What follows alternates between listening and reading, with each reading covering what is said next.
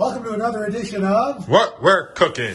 Now, I'm Nick. all right, so we've already started our carrots and our potatoes. And we already started salting and seasoning the salmon. That's right. So over here we've got the potatoes and carrots that have olive oil, salt, pepper. They've been in the oven now for about 20 minutes. So we've got those going. And now that we've got the potatoes and carrots just about done, we're going to do the salmon. Yes, because that's going to cook up pretty quickly.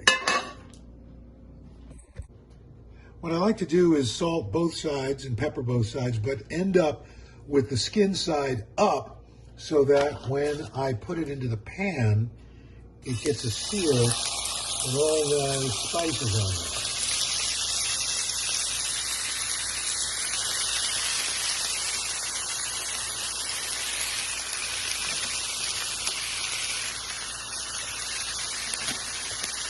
And so here we have it. We've got our pan-seared salmon. We've got oven-roasted carrots and new potatoes. Thank you very much. And that's what we're cooking. I'm Al. I'm Nick. And that's a wrap. Don't pad your part. I'm not.